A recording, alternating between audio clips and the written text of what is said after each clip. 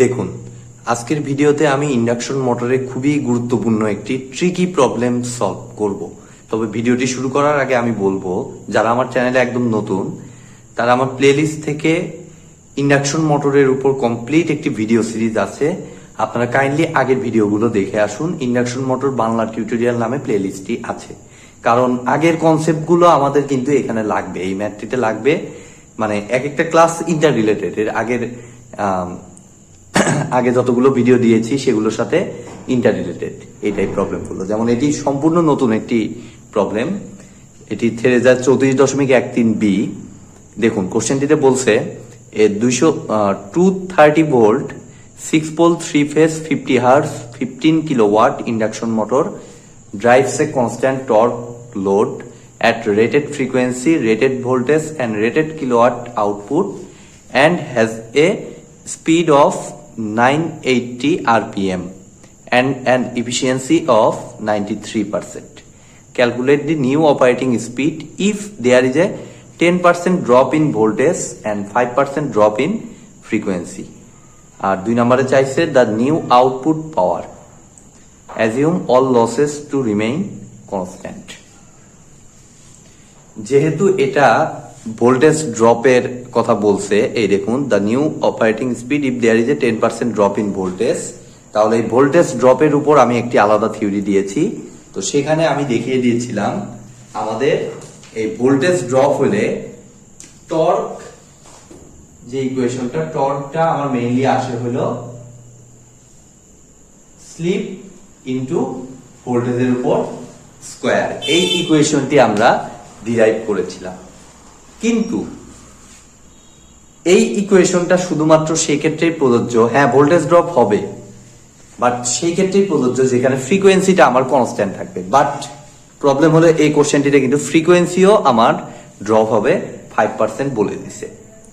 ঠিক আছে, ফ্রিকোয়েন্সিরও 5% ড্রপ আমাদের বলে দিছে। দ্যাট মিনস আমাদের আবার ওই ইকুয়েশনের ভিতরে যে একটু মডিফাই করে দেখতে হবে ফ্রিকোয়েন্সির সাথে এই টর্কটার সম্পর্কটা কি আসে।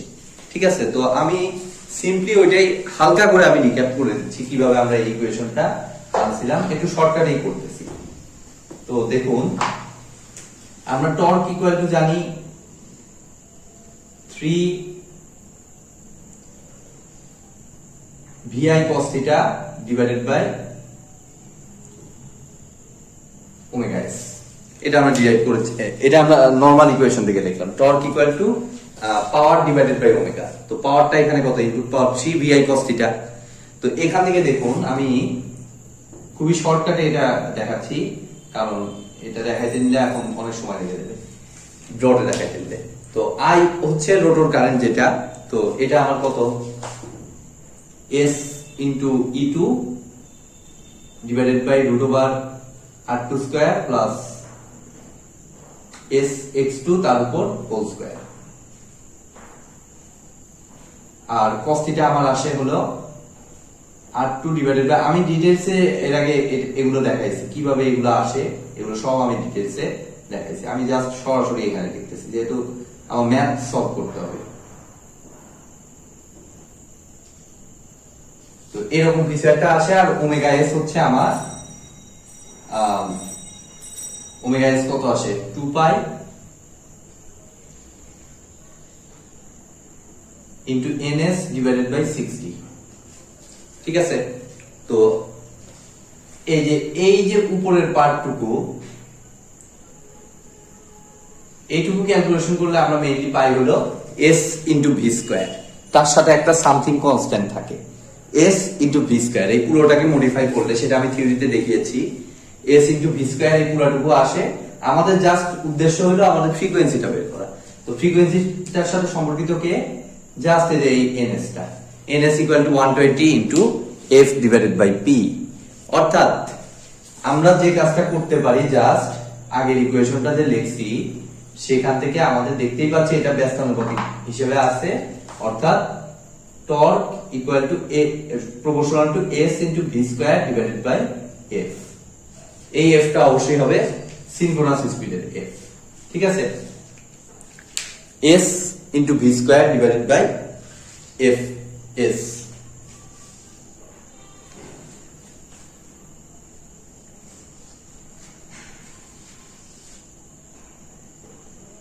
তো এখন আমরা দেখুন এখান থেকে আমরা দেখি আমাদের বাদবাকি কাজগুলো আমরা কিভাবে সলভ করতে পারি এই ইকুয়েশনটার সাহায্য নিয়ে। তো প্রথম ক্ষেত্রে কিন্তু সিনক্রোনাস স্পিড আমাদের সিনক্রোনাস ফ্রিকোয়েন্সি আমার হবে হচ্ছে 50 হার্টজ, এবং দ্বিতীয় ক্ষেত্রে আমাদের বলছে 5% ড্রপ হবে ফ্রিকোয়েন্সি, সেগুলো আমরা ইউজ করব। তো আমরা যে কাজটা করব, এখানে টর্ক আমার কনস্ট্যান্ট, কারণ এখানে বলে দিছে আমাদের হ্যাজ এ স্পিড অফ এই যে কনস্ট্যান্ট টর্ক ডিভোট, ঠিক আছে, অর্থাৎ টর্কটা কনস্ট্যান্ট, দ্যাট মিন্স আমাদের S1 V1 square divided by Fs, আচ্ছা Fs না লিখে F1 মনে করি, এটাই সিনক্রোনাস স্পিড আপনারা মাথায় রাখবেন, ইজ ইকুয়াল টু আমার আসবে S2 into V1 square V2 square divided by দ্বিতীয় ক্ষেত্রে ফ্রিকোয়েন্সি, ঠিক আছে, এরকম একটা সম্পর্ক আমাদের থাকতেছে। এখন আমাদের এই প্রথম ক্ষেত্রে স্লিপটা কত সেটা আমরা আগে বের করে নিই। প্রথম ক্ষেত্রে দেখুন, তার জন্য আমাদের এই যে আগে সিনক্রোনাস যে স্পিডটা সেটা আমার লাগবে আগে। তো তার জন্য দেখুন ns 1 মনে করলাম ইকুয়াল টু 120 ইনটু f কত প্রথম ক্ষেত্রে frequency 50 hertz divided by p হচ্ছে আমাদের 6 পোল, দ্যাট মিন্স এটা হিসাব করলে আমাদের আসে দেখুন 120 1000 আসে, 1000 rpm। আর প্রথম ক্ষেত্রে আমাদের রোটরের যে স্পিডটা সেটা আমাদের দিয়ে দিছে কত 980 rpm। তো এখান থেকে দেখুন আমাদের স্লিপটা আমরা পেয়ে যাচ্ছি S1 আমাদের পেয়ে যাচ্ছি ns মাইনাস nr অর্থাৎ 1000 মাইনাস 980 ডিভাইডেড বাই 1000, যেটা হিসাব করলে আমাদের আসে 0.02। তো আমি চেক করে নিচ্ছি একবার, 20 ডিভাইডেড বাই 1000 0.02। জাস্ট আমরা এই ভ্যালুটা ইউজ করব, এই সাইডে আমি লিখে রাখতেছি আমরা স্লিপ কত পাইলাম 0.02। তাহলে এখন এতটুকু আমি মুছে দিয়ে দেখুন আমার স্লিপের জায়গায় এই ভ্যালুটা বসাচ্ছি। স্লিপ হচ্ছে আমার S1 হচ্ছে আমার 0.02, প্রথম ক্ষেত্রে ভোল্টেজটা V1 স্কয়ার ধরলাম, প্রথম ক্ষেত্রে ফ্রিকোয়েন্সি হচ্ছে আমাদের 50 হার্টজ,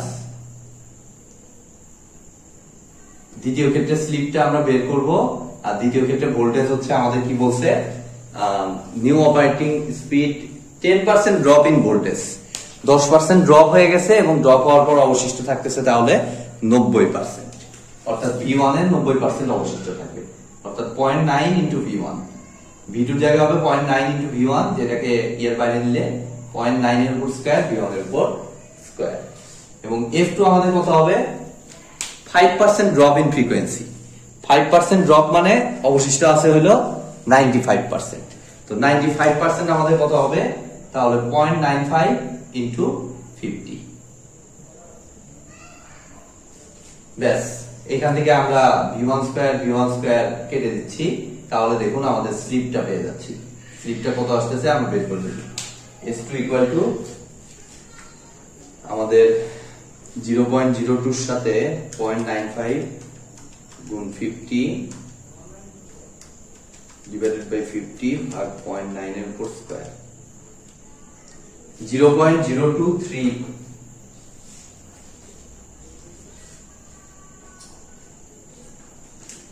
0.0234।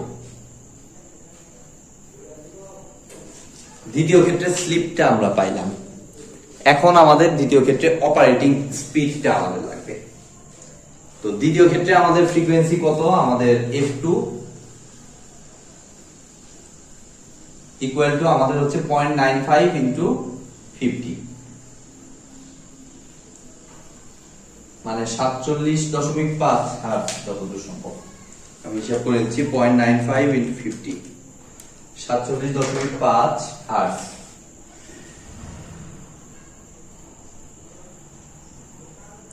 তো এখান থেকে এটা সিনক্রোনাস স্পিড বের করে দেব, ns2 মনে করলাম। তাহলে কত হবে 120 ইনটু f, f কত আমাদের 47.5 ডিভাইডেড বাই আমাদের কত f2 পাইলাম 120 into f divided by sorry p হচ্ছে আমাদের কত সেম পোল মেশিন, পোল তো আর চেঞ্জ হবে না মেশিন 6, যেটা হিসাব করলে আমরা আসে দেখুন 120 into 47.5 divided by 950 rpm।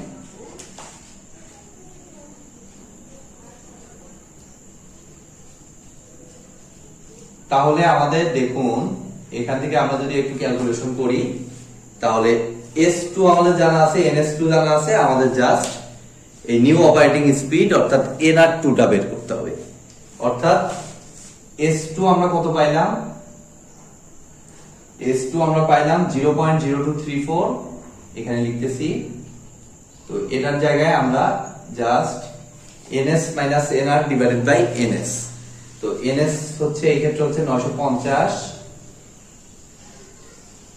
Minus NR টা বের করতে হবে দ্বিতীয় ক্ষেত্রে NR2 divided by 950, just S2 এর জায়গায় এই ইকুয়েশনটা বসিয়ে দিলাম ইজ ইকুয়াল টু 0.0234।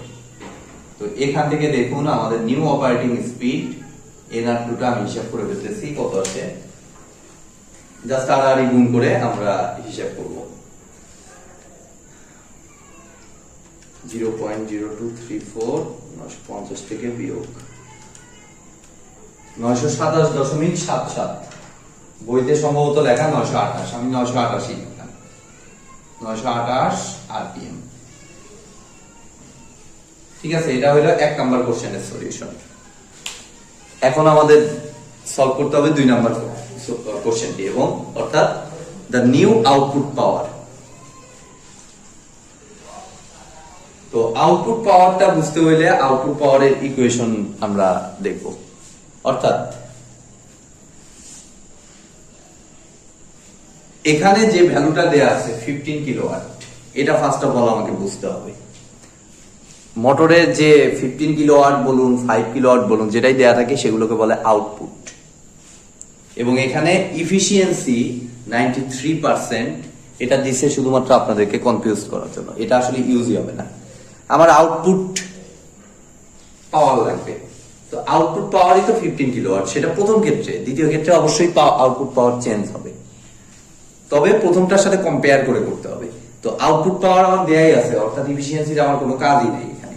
ইফিসিয়েন্সি দিয়ে আমি ইনপুট পাওয়ারটা পাবো, কিন্তু ইনপুট পাওয়ারের তো আমার কাজ নাই, চাইনি তো ইনপুট পাওয়ারে কোনো কিছু, অর্থাৎ এই 93%টা কিন্তু ইউজ হবে না। এখন দেখুন আমি যে কাজটা করব, এখানে 2 নাম্বারটি সলভ করার জন্য আমাদের পাওয়ারের যে ইকুয়েশনটা সেটা হচ্ছে আমাদের পাওয়ার equal to T into omega, T into omega, torque into omega. অবশ্যই সেই টর্ক আর এই ওমেগাটা অবশ্যই হবে রোটরেরটা। কেন? কারণ আমার আউটপুট চাইছে। ঠিক আছে, এই ওমেগাটা অবশ্যই রোটরেরটা হবে, কারণ আমাদের আউটপুট পাওয়ার চাইছে। আউটপুটে কি থাকে? অবশ্যই মোটরের রোটর থাকে, সেই কারণে আমাদের ওমেগা আর নিলাম। এখন দেখুন আমাদের কিন্তু টর্ক কনস্ট্যান্ট, ঠিক আছে, টর্ক কিন্তু আমাদের কনস্ট্যান্ট বলেই দিছে, অর্থাৎ এখান থেকে আমি সিম্পলি বলতে পারতেছি P is proportional to omega r. আচ্ছা, সেটা দেখার আগে দেখুন আমাদের যেহেতু ওমেগা আর জানা নাই, আমাদের এন আর জানা আছে, তো এন ওমেগা আর থেকে এন আর এ কনভার্ট করে নেই, 2 পাই ইনটু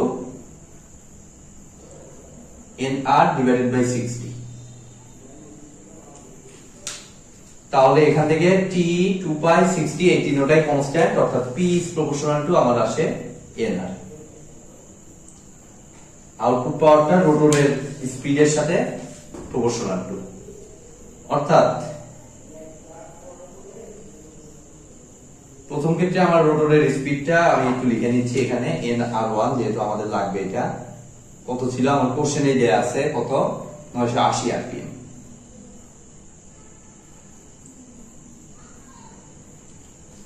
অর্থাৎ অর্থাৎ আমরা এখন এটা আর লাগতেছে না, 950 ছিল স্টেটরের,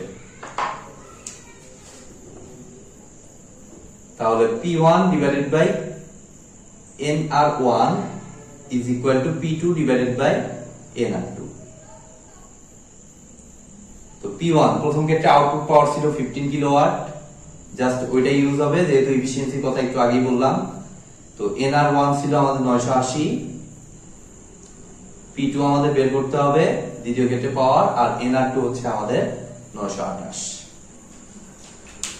তাহলে এখন যদি আমি হিসাব করি, দেখুন 15 গুণ 928 ডিভাইডেড বাই 950, তাহলে আমাদের আসতেছে একটু বেশি আসতেছে 15 কিলোওয়াটের মোটর।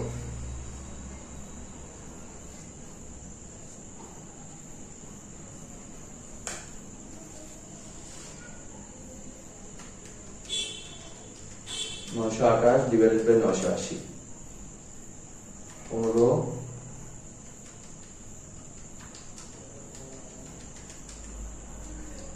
14.2। P2 এর ভ্যালুটা আমার আসতেছে 14.2 কিলোওয়াট। যেহেতু এই পাওয়ারটা কিলোওয়াটে ছিল, এটাও আমি কিলোওয়াটে লিখে দিলাম। তাহলে দেখুন দুটো কোশ্চেনই কিন্তু আমাদের সমাধান হয়ে গেল। প্রথমটার জন্য আমাদের নিউ অপারেটিং স্পিড হবে 928 আরপিএম এবং নিউ আউটপুট পাওয়ার হবে 14.2 কিলোওয়াট। তো আজকের মতো ভিডিওটি এ পর্যন্তই। ভিডিওটি যদি ভালো লেগে থাকে অবশ্যই ভিডিওতে একটি লাইক দিবেন, বন্ধুদের সাথে বেশি বেশি শেয়ার করবেন, আর চ্যানেলে নতুন হয়ে থাকলে অবশ্যই চ্যানেলটি সাবস্ক্রাইব করবেন। ধন্যবাদ।